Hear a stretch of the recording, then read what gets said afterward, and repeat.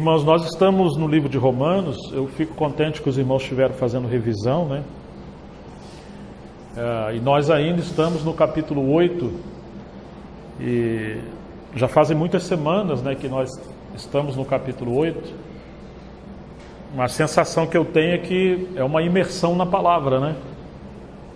E nós precisamos ser lavados pela palavra. Jesus falou: todos vocês estão limpos pela palavra, né? Com exceção de Judas. Então, assim, quando a palavra de Deus trabalha em nós, nós vamos sendo constituídos pela mente de Deus e vamos sendo constituídos pela verdade de Deus em nossas vidas. E é essa verdade que nos liberta. O Senhor falou: conhecereis a verdade, e o que mais diz o versículo? E a verdade vos libertará. Precisamos conhecer a verdade, né? E ao mesmo tempo, pelas águas vivas da palavra de Deus, sermos lavados da mancha do pecado, lavados da morte, lavados da expectativa desse mundo em caos, que muitas das vezes, ao andar nesse mundo, assim como Jesus lavou os pés dos discípulos, precisamos lavar os pés uns dos outros pela exortação, pela palavra, para não ficarmos contaminados. Então precisamos realmente mergulhar na palavra, sermos constituídos, irmãos, memorizar a palavra. Memorizar a palavra. Não deixar que a nossa mente se torne uma lixeira que memoriza e que tenha marcas como um ferro quente que está marcando um gado. Às vezes Satanás marca a mente dos cristãos com coisas desse mundo. Tem gente que sabe tudo de política, de futebol, e de novela, e de tanta coisa. Ainda que nós somos seres políticos no sentido de um ser da sociedade, mas não é a isso que me refiro. Eu me refiro de que nós às vezes estamos encharcados com coisas boas, culturalmente falando, mas coisas vis. E às vezes nós não temos espaço com a palavra de Deus, porque a nossa mente é como um HD, né? Se o HD já está cheio de arquivos, você vai ter que deletar alguns para poder armazenar outros. A menos que esse HD vai ser expandido, você vai comprar mais memória, né? Mas que todo o espaço da nossa memória seja usado com conhecimento, no sentido geral, mas constituído pela palavra de Deus para podermos ser úteis ao Senhor. Então nós precisamos ser constituídos pela palavra do Senhor. Hoje, vamos novamente voltar ao capítulo 8, e eu queria tocar dos 3 gemidos que temos no capítulo 8 de Romanos. Vamos abrir no capítulo 8.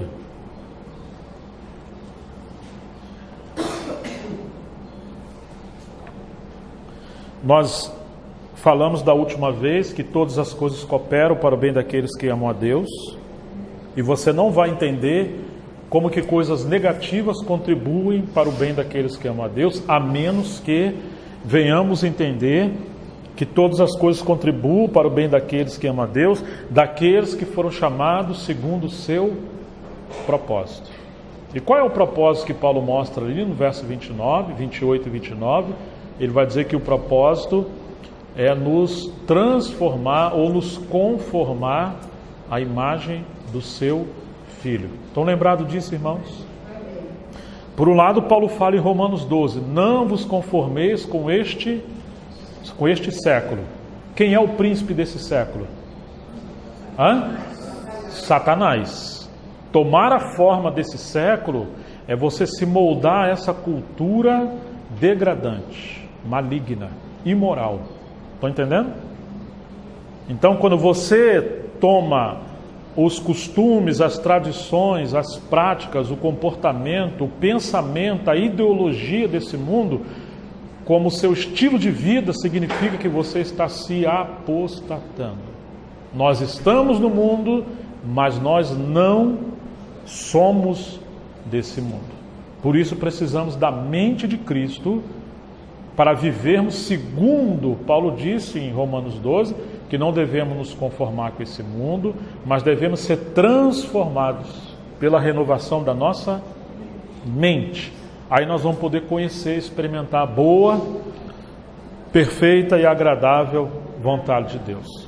Por isso precisamos conhecer a palavra. Amém? Conhecer a palavra. Então ele fala dessa tribulação. Quando nós estamos tomando a forma do mundo, às vezes Deus permite um nível de tribulação, um nível de sofrimento, para nos despertar a voltar para Ele. A igreja em Tiatira, ele falando de Jezabel, ele fala assim: eu dei tempo para que ela se arrependesse. Como ela não se arrependeu, eu lancei ela numa cama. Em outras palavras, irmãos, Deus nos dá tempo para se arrepender. Mas se a gente insiste no mundanismo, na desobediência, em seguir um caminho diferente, muitas das vezes o Senhor vai permitir. Às vezes é a enfermidade, às vezes é a escassez financeira, às vezes é uma debilidade física, uma insuficiência, uma fraqueza. Nós não imaginamos. O Spurgeon disse que a doença e a tribulação são como megafones de Deus, que grita ao nosso ouvido, que grita a nossa alma, quando nós não damos ouvido ao sussurro do Espírito Santo. Às vezes você chama uma criança, Milena. Se a Milena ouviu, você não precisa gritar. Mas se ela dá, como não está ouvindo, está olhando lá para o outro lado, aí a mãe aumenta a voz: Milena, você não está ouvindo eu te chamar? Né? E às vezes tem que ter uma varinha, dar uma lambada, né? Quando uma criança não ouve seus pais, é uma espécie de megafone. Deus faz assim conosco, Ele nos chama, nos chama, nos chama, e a gente não ouve. O livro de Hebreus, capítulo 12, diz que a gente deve entender, nós não devemos desmaiar quando nós somos açoitados por Deus, porque se não participamos da sua disciplina, cujo fruto é a santidade, nós somos bastardos e não filhos. E que Deus disciplina aquele que ama, Ele fustiga com vara aquele que ama. Qual pai que ama o seu filho e não o corrige? Então, Deus tem a sua maneira. Vocês combinaram de jogar as coisas no chão, não, né? Deus tem a sua maneira de disciplinar os seus filhos para nos chamar para a santidade. Estão entendendo, irmãos?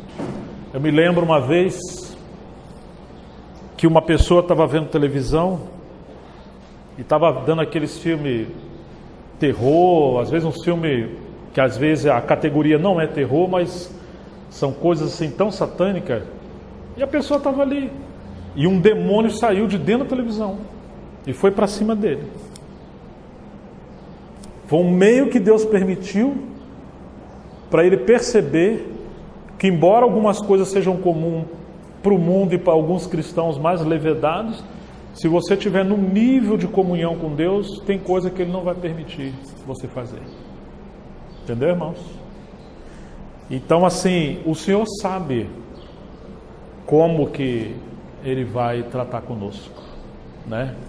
Que Deus tenha misericórdia de nós. Verso 18 do capítulo 8 diz: porque para mim tenho por certo que a aflição desse tempo, a tribulação desse tempo presente, não são para comparar com a glória que em nós há de ser revelada. Então vai haver glória no futuro revelada em nós, mas hoje você tem tribulação, aflição. Uma vez eu dei uma ilustração. Você pega um leite, põe para ferver para fazer a mamadeira da criança. Isso naquela época que o leite era tirado ali da vaquinha, né? Por que as mães tinham o costume de ferver o leite? Por que não dava direto para a criança? Por quê, hein? Por que, dona Vanessa? Matar as bactérias.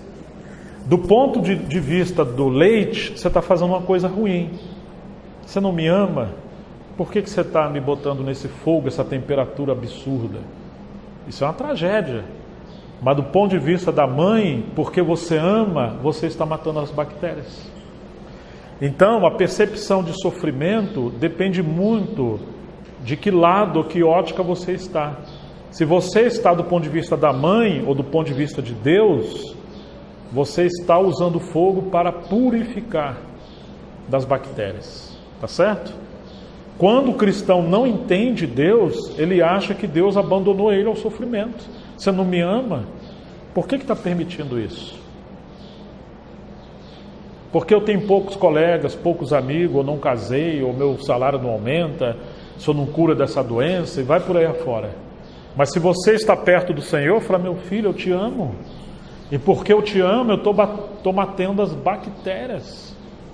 Se você é pobre, você é tão vaidoso, tão orgulhoso, tão competitivo, imagine se eu te der mais dinheiro. Se você recebe hoje, você não contribui com o pouco que você tem, e a Bíblia diz, quem é fiel no pouco, ele vai ser fiel no muito. Por que você acha que Deus vai te prosperar se você não é fiel no pouco que Ele te deu? Então assim, muitas das vezes o Senhor nos priva de coisas, é como essa mãe que está purificando o leite das bactérias. Às vezes o Senhor está purificando-nos da indiferença, do isolamento, do orgulho, da teimosia, da rebeldia. Quantas coisas o Senhor precisa tratar conosco. E enquanto a gente não aprender a lição que Ele está querendo nos dar, parece que essas coisas vão ficar aí. Porque, verso 19, a ardente expectação da criatura espera a manifestação dos filhos de Deus.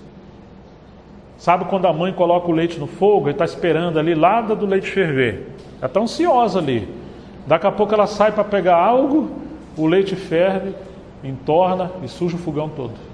É mais ou menos essa ideia aqui, esse sentimento.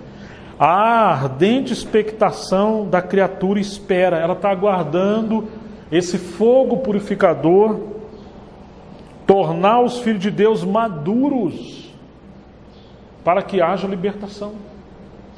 Essa manifestação dos filhos de Deus, os filhos de Deus aqui é os ruiós, são os ruiós. Ruiós no grego significa filhos maduros. Quando o Senhor voltar, os mortos ressuscitarão e os que estiverem vivos serão arrebatados para o encontro do noivo e nós seremos glorificados.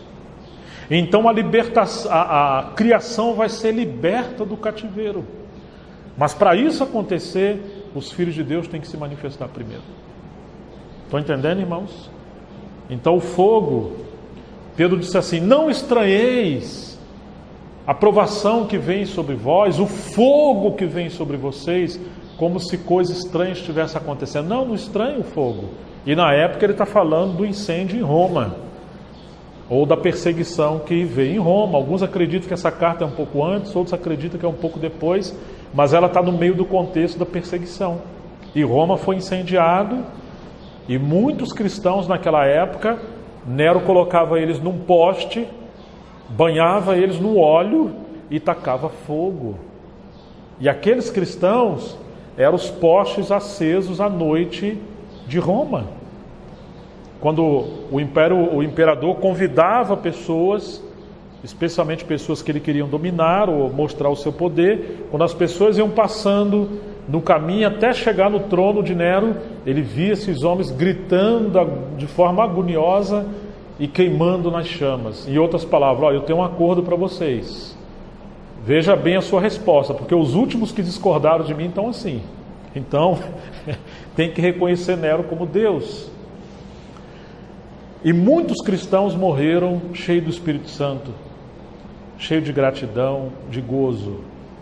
Mas hoje nós não temos essa perseguição, mas nós vivemos num tempo mais obscuro, porque na época de Roma, a cada cristão perseguido nasciam muitos, e a cada 2 cidadãos de Roma, no final do 1º século ao 2º, a cada 2 cidadãos, 1 era cristão. Então chegamos na virada do 2º para o 3º século, o imperador Constantino decidiu parar de perseguir os cristãos, porque ele descobriu que, em outras palavras, quanto mais o fogo é mais alto, mais mata a bactéria. E os cristãos estão mais santos, mais cheios do Espírito Santo, mais puros. Estão entendendo, irmãos? Para os irmãos perseguidos hoje em China, Cuba, Coreia e todos os lugares, nós somos uma nação apostatada. porque nós vivemos uma vida nem quente e nem fria, mas morna. Eles preferem muitas das vezes viver no meio da perseguição, porque lá eles estão cheios do Espírito Santo, cheios da graça e vendo o Senhor. Nós aqui não temos perseguição, mas temos uma vida de pecado, uma vida infelizmente leviana. Então esse texto do 19 diz que a ardente expectação da criatura espera, aguarda a manifestação dos filhos de Deus. Será que Deus vai ter que permitir uma grande perseguição para que os filhos de Deus se posicionem antes da glorificação? Porque, verso 20, a criação ficou sujeita à vaidade, ficou impotente, ficou incapaz. No passado, disse o salmista, os rios batem palmas, a natureza bate palmas, as árvores batem palmas, elas cantavam ao Senhor. Mas quando entrou o pecado, maldita se tornou a terra por causa do pecado.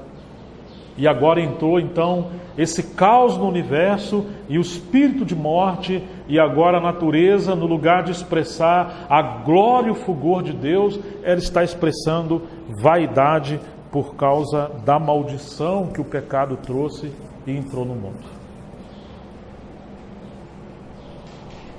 Hoje os animais querem se devorar.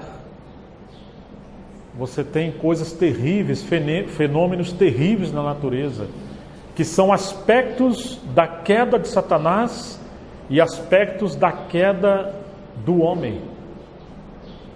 Você tem coisas que representam um ódio, o furor, uma malignidade na criação. Tem coisas que são naturais, que o próprio meio dos animais se alimentarem de outros animais, mas tem coisas que representam malignidade na criação. Tem coisas que são inexplicáveis. Uma ilustração muito simples para as mulheres: barata. Como vocês amam barata, né? Quantas vezes as pessoas dizem, qual o propósito da barata? Por que Deus permitiu os pernilongos, né, Rafaela? Não descobriu o propósito da barata, né? Então, assim, são coisas que são terríveis. Os animais, você pega a serpente, por exemplo, ela representa Satanás, mas é uma coisa nociva. Então esse texto está dizendo que a criação ficou sujeita à vaidade, não por causa da sua vontade, mas por causa do que a sujeitou, na esperança de que também a mesma criação ou criatura será libertada da servidão, da corrupção, para a liberdade da glória dos filhos de Deus. Olha aqui isso, irmãos.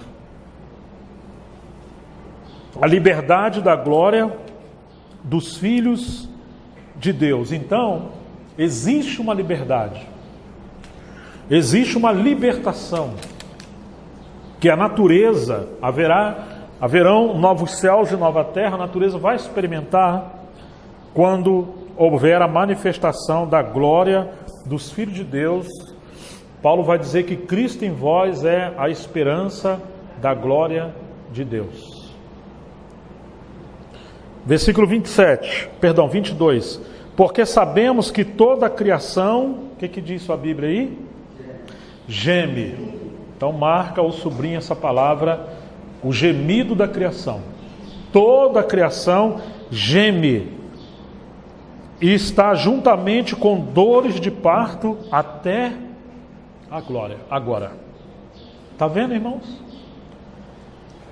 Ela está com expectativa, com expectação, ela está com ânsia, ela está com dores de parto. Quando você lembra de dor de parto, fala daquela mãe gemendo, porque está chegando a hora de dar à luz um filho. A mulher, quando está para dar à luz, ela sente tristeza e não alegria. Mas depois que o filho nasce, ela sente alegria. E ela já não lembra mais das dores, porque ele nasceu um filho varão. Obrigado, querido. Então, realmente, esse texto está dizendo que há um gemido. Há uma ânsia, há dores de parto até a glória. Ah, como nós precisamos ver isso, irmãos. De que o Senhor quer libertar a criação da maldição, da corrupção, que é o fruto do caos. E que essa libertação depende da manifestação dos filhos de Deus. Hoje tem muito senso ecológico. Tem muita gente que ama os animais. Alguns são panteístas, que eles adoram a natureza, os animais, as árvores, como se fosse Deus, né? Mas assim, não entende que isso não ajuda tanto se essas próprias pessoas não entrarem no batismo de fogo da santidade, para que elas se tornem esses filhos que vão trazer a libertação da criação. Não adianta você amar a natureza, amar os cachorrinhos, amar as árvores, mas você vive uma vida de pecado. Você também se torna como um algaz, como aquele que mantém a natureza debaixo da escravidão, da vaidade, da corrupção. Se você ama a natureza e ama os animais, então Deus te chama para a santidade, porque isso vai acelerar a volta do Senhor, para que haja o arrebatamento dos santos e a ressurreição, e então haverá a manifestação do reino de Deus e a libertação da criação. O Senhor precisa trazer aquele milênio, aquele reino de paz e justiça, aonde reinará a justiça e a paz. Pedro fala que esses céus e essa terra que nós estamos vendo, eles são como vestidos velhos que estão sendo enrolados para o fogo. Eles vão passar por um batismo de fogo. A terra e os céus serão purificados, e então haverá justiça e paz no novo céus e nova terra, aonde o cordeiro habitará com o leão, e o leão não vai devorar o cordeiro, porque eles também foram redimidos dessa maldição da corrupção por causa do pecado. Que coisa maravilhosa é isso, irmãos, que Deus se importa com os animais. Você não sabe cuidar de animais, nem eu, se nós vivemos uma vida em pecado.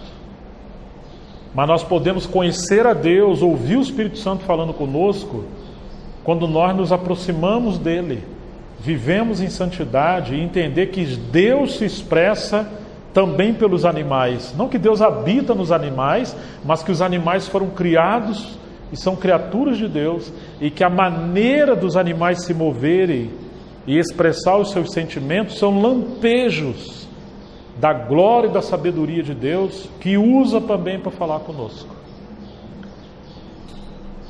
O Senhor fala ali com Jonas, né? Jonas ficou triste que Deus não destruiu a cidade de Nínive. E aí ele deita debaixo de uma planta, e aquela planta cresce e nasce uma abóbora ali, e depois um verme vai ali, pica aquela abóbora, e ela murcha e seca, e Jonas se compadeceu e ficou triste com aquilo ali. E Deus fala, interessante, né? Você está chateado por causa disso aqui, de um bichinho que mordeu uma planta e murchou o seu fruto, mas você não tem compaixão de uma cidade inteira que ia ser exterminada pelo meu juízo? Mas Deus usou um verme e Deus usou uma planta e o fruto da planta para falar com Jonas. E ele falando de Jacó, não temas, vermezinho de Jacó. Então ele se importa com o verme e ele fala do verme. Vai ter com a formiga, ó, preguiçoso. Ele está cuidando da formiga, irmãos. Formiga existe, a abelhinha existe, o marimbondo existe, tudo para manter o equilíbrio ecológico, o equilíbrio na natureza, e é Deus que cuida de todos esses fatores, do clima, do tempo, das estações, das plantas, de tudo. Mas a natureza está em caos por causa do pecado. Ela geme, versículo 22, e não somente ela, versículo 23. Quem mais geme? Se diz que não somente ela. Quem mais geme? Nós também gememos, nós que temos as premissas do Espírito. Por que gememos? Esperando a adoção, a saber, a redenção do nosso corpo. Então você tem a natureza gemendo e você tem nós que estamos gemendo. Está vendo? E no versículo 26 diz assim: e da mesma maneira também o Espírito nos ajuda em nossas fraquezas, porque não sabemos o que havemos de pedir como convém, mas o mesmo Espírito intercede por nós com... Ao terceiro gemido. O primeiro gemido é o gemido da criação. O segundo gemido é o nosso gemido, o gemido dos filhos de Deus. O terceiro gemido é o gemido do Espírito Santo. Está vendo isso aí na sua Bíblia? A criação geme aguardando a manifestação dos filhos de Deus. Mas nós gememos, e aqui entra uma coisa que devemos orar para o Espírito Santo nos despertar. Um cristão normal é um cristão que geme. Geme como? Geme porque ele está participando da intercessão do Espírito Santo. Ele está participando das dores de parto do Espírito Santo, para que o Senhor volte, para que a criação seja redimida, para que a glória de Deus seja manifestada. Pedro vai dizer que o justo Ló afligia sua alma quando ele habitava em Sodoma. Aquela aflição, aquele gemido, porque ele está vendo o mundo em degradação e em caos. Se você tem o Espírito Santo e você não geme, pode ser que você tenha apagado o Espírito Santo. Se você anda com Deus, há uma tristeza, há uma separação, há um senso de juízo dentro de nós, porque esse mundo está numa aberração. Vamos ver algumas passagens rápidas. Alguém poderia ler Atos 7,34, assim, bem alto para a gente, por favor, para sair na gravação? Atos 7,34.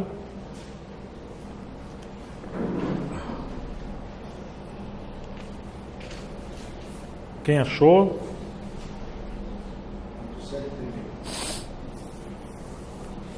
Vi com efeito o sofrimento do meu povo no Egito, ouvi o seu gemido e desci para libertá-lo.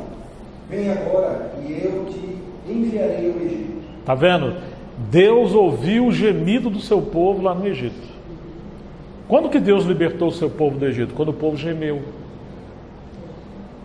Está vendo? Às vezes tem coisa que nos incomoda, mas será que é o ponto de gemer? Quando que a mulher dá luz ao filho? Quando ela passa a gemer, com dores de parto.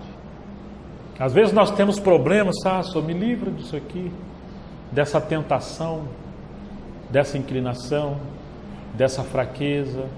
Você fala assim, mas você ainda não está gemendo. Entendeu, irmãos? Por exemplo, quando que normalmente um homem vai ao médico? É quando ele passa a gemer de dor. Enquanto é só uma dorzinha, seja de dente, seja... O homem não vai ao médico, irmão. É quando a coisa chega àquele extremo, quase sempre é assim. Eu falei, eu tenho que ir no médico. A Rafaela está rindo, não sei porquê, Fabrício. Mas, irmãos, muitas das vezes o Senhor não faz algo conosco, não estão gemendo. Senhor, salva, a gente ora assim, Senhor, salva a alma entre nós, acrescenta. Essa oração aí não convence, não está convencendo, não é? Senhor, enche a gente do Espírito. O Espírito Santo. Você está quase dormindo, irmão. Que oração é essa, gente? Livra a gente do pecado, Senhor. A televisão está ligada até de madrugada. Então assim, Deus só livrou o povo do Egito quando o povo gemeu. Amém? Amém. Só salva os nossos filhos, muda o nosso casamento, envia um noivo, envia uma esposa. Mas vem e assim, Senhor, envia, né? Vê aí o que o Senhor faz aí. Bom, vocês estão entendendo o que eu estou falando? Deus espera que nós sejamos um povo que geme, no sentido de intercessão. Agora vamos em 2 Coríntios, capítulo 5, que nos diz assim, 2 Coríntios, capítulo 5, vou pedir que você me acompanhe, viu? Porque sabemos que se a nossa casa terrestre desse tabernáculo se desfizer, nós temos de Deus um edifício, uma casa não feita por mãos, mas ela é eterna no céu. Tabernáculo aqui é o nosso corpo, tá? Versículo 2, capítulo 5, 2 Coríntios.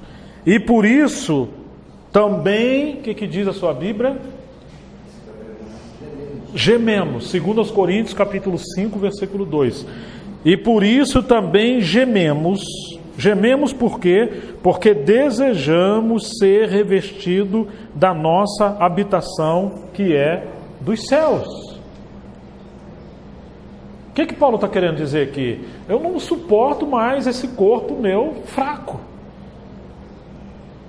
corruptível, em decadência, em degradação.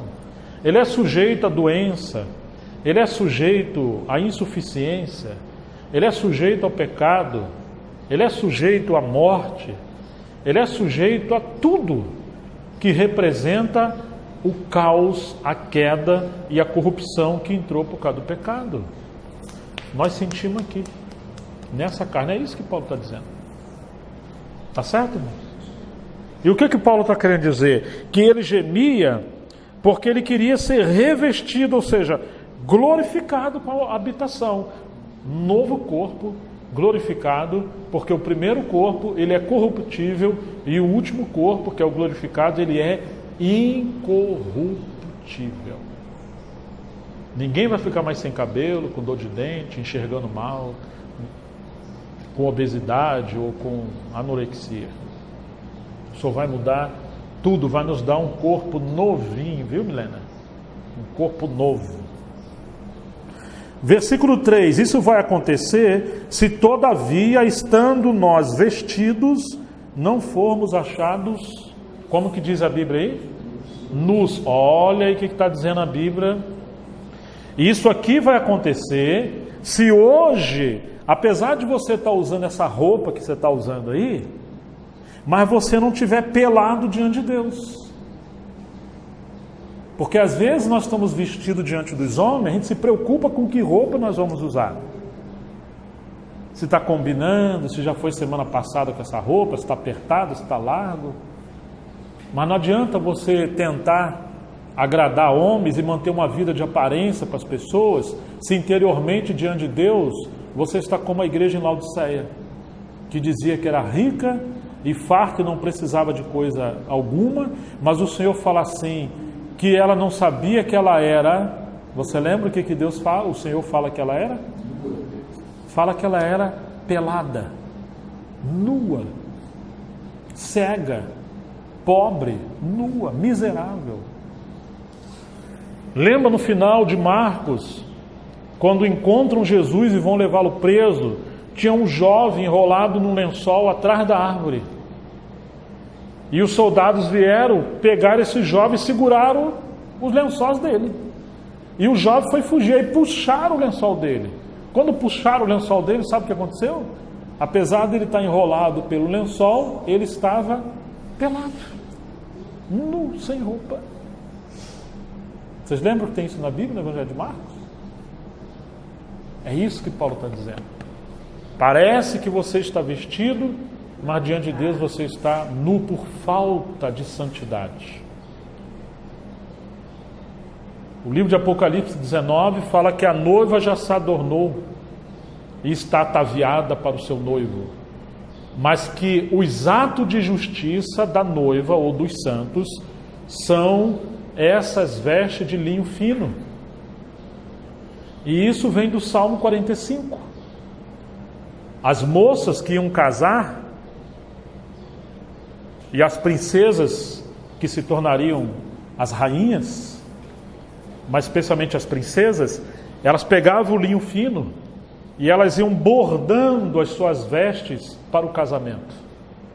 E cada ponto que ela dava, bordando o seu vestido, com flores, com todas as coisas, cada ato desse, o Espírito Santo falando por João sobre a noiva no Apocalipse, diz que cada ponto desse representa atos de justiça dos santos. Quando você é negligente na desobediência, na obediência, quando você é negligente na oração, quando você é negligente na santidade, na consagração, na contribuição, no serviço, na justiça, você está deixando de bordar os seus vestidos para aquele dia. E aí Jesus, falando das bodas do Cordeiro, ele diz que nas festas das bodas, alguém viu um homem lá todo alegrinho na festa. Alguém olhou para ele e falou assim: amigo, como é que você entrou aqui na festa sem as vestes nupciais? Porque para você estar aqui, você tem que estar vestido com as vestes nupciais. Sabe o que fizeram com esse homem? Quem que lembra o que fizeram com ele? Tiraram ele da festa e jogaram fora.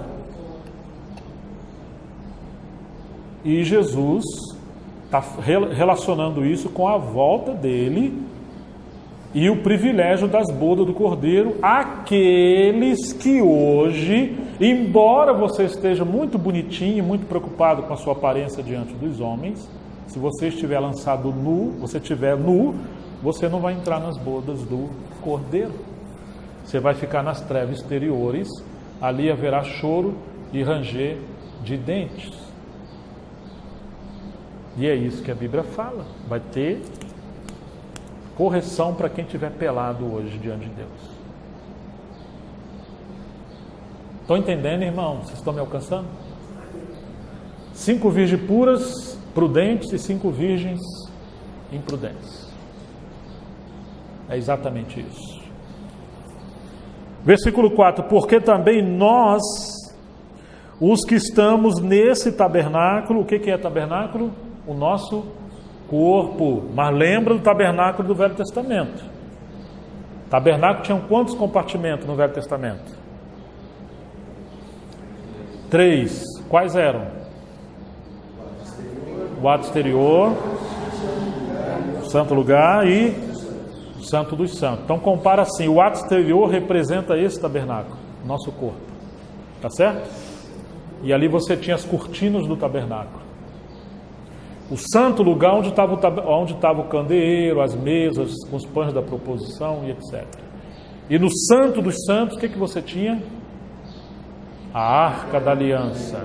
A glória de Deus vinha onde? No ato exterior, no lugar santo ou no santo dos santos? Lá no santo dos santos. Embora o seu ato exterior, que é o seu corpo, esteja bonitinho, maquiadinho, cabelinho penteadinho, como é que está o santo dos santos? Como é que está o seu espírito? Como é que está a sua alma? Então você vai comparar o tabernáculo com espírito, alma e corpo. Mais do que cuidar do seu corpo, cuide da sua alma. Não deixe ela ser contaminada com o pecado e com esse mundo.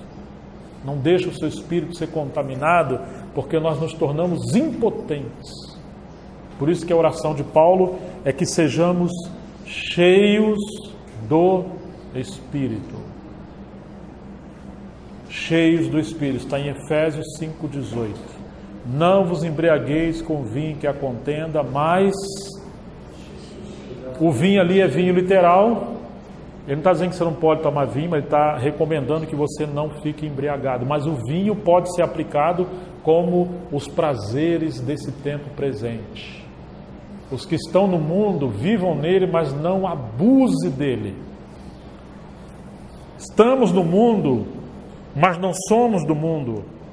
Transitamos no mundo como um barco, mas você não afunda no mundo, permitindo que as águas imundas do mundo entrem dentro de você. Tá certo?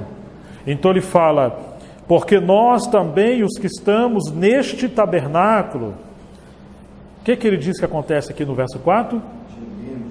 gememos carregados. Olha o peso de Paulo. Quem lembra o que Paulo falou em Gálatas 4,19? Um versículo que todo mundo deveria memorizar. Meus filhinhos, por quem de novo eu sinto as dores de parto. O que Paulo está fazendo ali? Gemendo. Olha aqui, ó, carregados, gemendo. Colossenses 1:24. Regozijo-me agora no que padeço por vós e cumpro no meu corpo, no meu tabernáculo, as dores, o sofrimento de Cristo pela igreja que é o seu corpo. Colossenses 1:24. Paulo estava gemendo. Irmãos, nós estamos gemendo pela volta do Senhor, nós estamos gemendo pela edificação da igreja, nós estamos gemendo pela santidade, nós estamos gemendo pela libertação da criação, nós estamos gemendo por avivamento, nós estamos gemendo para que a impunidade, a corrupção, a malignidade, o genocídio que os homens maus cometem nesse mundo seja punido. Nós estamos gemendo por aqueles que hoje estão sendo perseguidos. Nós estamos gemendo pela fome daqueles que na África estão com fome, daqueles que hoje são assolados na Venezuela. Ou nós estamos embriagados com o mundanismo, embriagados com a nossa cama, embriagados com o nosso prazer. As pessoas hoje fazem banho de shopping, banho de roupa, banho de moda, banho de tanta coisa. O livro de Apocalipse fala daqueles que estão embriagados com o vinho daquela mulher sedutora no livro de Apocalipse, a Babilônia. Beberam da ira da sua prostituição, porque estão embriagados com a cultura, com a ideologia, com a malignidade desse mundo que está liderado por Satanás. Paulo diz: gememos carregados, não porque queremos ser despidos, em outras palavras, não porque queremos morrer. É isso que Paulo está dizendo. Despido aqui é ser decapitado, é você morrer. Mas revestidos, para que o mortal seja absolvido pela vida. O que ele quer dizer ser revestido? Glorificado. Eis que vos digo um mistério, disse Paulo, nem todos dormiremos. Alguém lembra o que diz esse versículo? É isso aí que é o revestido. Eis que vos digo um mistério, nem todos dormiremos, ou seja, nem todos morreremos, mas todos seremos transformados. Paulo está dizendo assim: nós não queremos morrer, mas nós queremos ser transformados. Eles amavam e anelavam a volta do Senhor. A Margaret Barber, aquela santa mulher que esteve na China e ajudou o Atmani, veio da Europa, ela dizia que pode ser que ao virar a esquina ela encontrasse o Senhor voltando. Então ela não aguardava a morte, ela nem sequer aguardava amanhecer o outro dia, ela aguardava a volta do Senhor, o encontro com o Senhor a qualquer momento. Essa ânsia, esse amor de que o Senhor volte. Ou seja, irmãos, eles gemiam. Eles gemiam. Vamos voltar a Romanos 8 para procurar concluir. Romanos 8, versículo 23 novamente.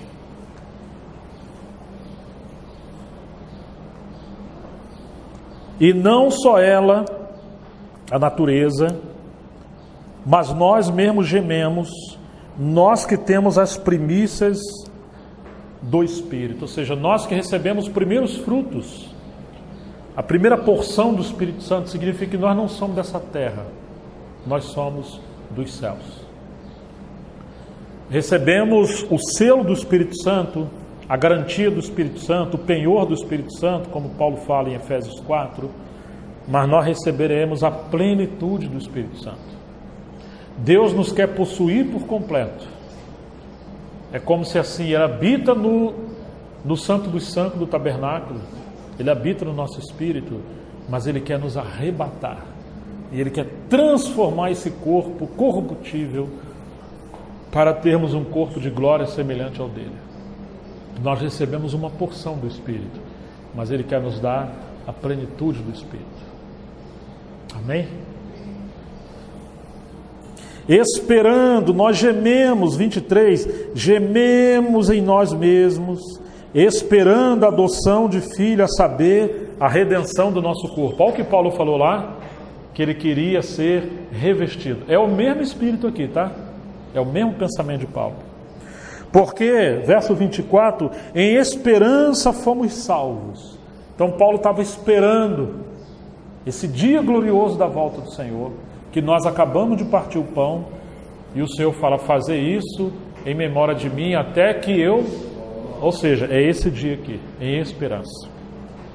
Ora, a esperança que se vê não é esperança, porque o que alguém vê, como também o esperará, mas se esperamos o que não vemos, com paciência o esperamos. E da mesma maneira também o Espírito ajuda as nossas fraquezas. Segundo Russell Shedd, ele diz que só há duas partes na Bíblia que fala dessa ajuda do Espírito Santo em nossas fraquezas. Fraquezas aqui não é pecado. Fraquezas aqui são nossas debilidades. São nossas limitações em servir o Senhor. E a ajuda aqui é que o Espírito Santo nos protege de toda oposição de Satanás. Satanás não quer que a gente se consagre, não quer que sejamos pessoas de oração, não quer que sejamos filhos obedientes, não quer que a gente se dê. E o Espírito Santo vem nos defender como advogado das coisas hostis. Porque não sabemos o que havemos de pedir como convém. Mas o mesmo Espírito intercede por meio de nós com gemidos. Olha aí o terceiro gemido, que é o gemido inexprimíveis do Espírito Santo. Mas como o Espírito vai interceder por nós, por meio de nós, com gemidos inexprimíveis, se nós não levarmos uma vida de oração diante do Senhor, irmãos? Estão entendendo? Nós vamos apagar o Espírito Santo. Você já gemeu? Você já experimentou o gemido do Espírito Santo na sua vida? Através de um peso de intercessão, um peso de união com Deus? Por um fardo que o Senhor colocou dentro de nós, de uma obra, de um encargo, de um serviço que tem que gerar luz. E para isso acontecer tem que haver dores de parto. O Senhor tem encargos para cada um de nós. Ele gera isso, assim como uma criança é gerada no ventre de uma mulher. Mas aquela criança precisa ser nutrida, aquele feto nutrido, até crescer ao ponto da mulher gemer para dar à luz o seu filho. Então aqui está dizendo que o Espírito Santo intercede por meio de nós com gemidos inexprimíveis, e é claro que aqui está falando da santidade para a volta do Senhor. E aquele que examina os corações sabe qual é a intenção do Espírito, e é ele que, segundo Deus, o que ele faz? Intercede pelos santos. Jesus intercede pelos santos. O Espírito Santo intercede pelos santos. E o Senhor espera que você e eu possamos entrar nessa intercessão quando nós separamos tempo para Deus. Amém, queridos? Amém. Se a gente não ora, irmãos, nós estamos negligenciando a parte mais importante da vida de um cristão, que é a oração. Esse é o motivo porque muitos cristãos andam fracos, moribundos, distantes de uma vida santa. E sabemos, aí ele vai dizer que todas as coisas contribuem juntamente para o bem daqueles que amam a Deus, daqueles que são chamados segundo o seu propósito, porque os que de antemão conheceu, também os predestinou para serem conformados à imagem do seu Filho. Agora Deus vai permitir muitas coisas, como eu dei a ilustração, vai aumentar a pressão do fogo, para o leite ser purificado das bactérias. Ele vai permitir as coisas para nos tirar dessa situação e nos chamar a uma vida profunda de santidade, para nos conformar à imagem do seu Filho, a fim de que ele seja o primogênito entre muitos irmãos. Então, queridos, nós temos 3 gemidos aqui. Será que nós entendemos quais são esses 3 gemidos? O primeiro, em que versículo que está? Quem que anotou? Versículo 22, que gemido que é? O gemido da natureza. O segundo, qual que é? O nosso gemido dos santos. Está no versículo 23. E o terceiro gemido é do Espírito. A natureza geme para quê? Para ser libertada da corrupção. Por causa da queda entrou o pecado, por causa do pecado entrou a queda e entrou a morte, a corrupção, e maldita foi a terra. No último capítulo do Apocalipse fala que não haverá mais maldição. Não vai precisar nem de sol nem de lua, porque o Senhor e a sua face, o seu brilho será o nosso sol. E um rio de vida vai fluir do seu trono, ou seja, a natureza foi libertada da corrupção. Então ela geme por isso. Os filhos de Deus, segundo o versículo 23, está gemendo, esperando. O que ele está esperando no versículo 23? A redenção do corpo, está vendo? A volta do Senhor. E para isso acontecer, ele geme para levar uma vida santa, uma vida que coopere com Deus agora. E o versículo, qual é o outro gemido que temos? O gemido de quem? Do Espírito Santo. Por que ele está gemendo? Porque ele está intercedendo por nós para que a vontade de Deus seja feita. Ô irmãos, você tem esse corpo para quê? Não é para você levar uma vida leviana, mundana, sensual. Que Deus tenha misericórdia, irmãos. Tem um espírito tão forte hoje no nosso século de sensualidade, de prostituição, de promiscuidade. Parece que as mulheres e os homens nunca se pareceram como serpente como hoje. Isaías reclamando que as mulheres, as jovens, andavam cascavelando pelas ruas da cidade. Sabe o que é cascavelando? Você já viu uma serpente, como é que ela faz? Ela anda assim, ó. E as mulheres andam assim, sedutoras. É isso que Isaías está falando. Hoje tem um espírito de sensualidade. Cuidado com as nossas vestes, homens e mulheres. Nós somos santos.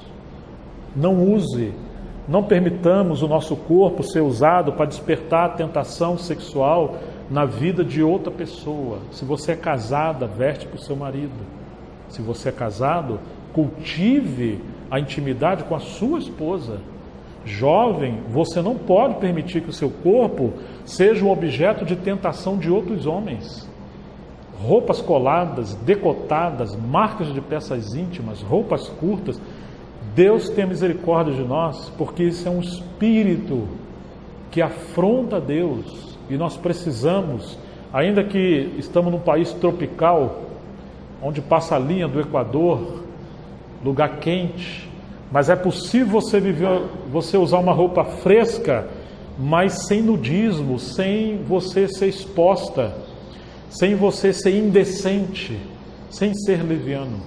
É possível você usar uma roupa fresca, mas ao mesmo tempo você se vestir como um homem e uma mulher que represente a Deus. Que Deus nos ajude, que o nosso corpo, disse Paulo, o vosso corpo não pertence mais a vocês, ele é templo do Espírito Santo. É isso que Paulo diz. Amém, queridos? E o Espírito Santo geme, porque ele quer que sejamos mais santos, mais amigos de Deus. Que sejamos pessoas nesses dias, que possamos aprender a gemer, para que venha o reino de Deus, venha a volta do Senhor, a vontade dele seja feita. Deus nos abençoe. Em nome de Jesus Cristo. Amém.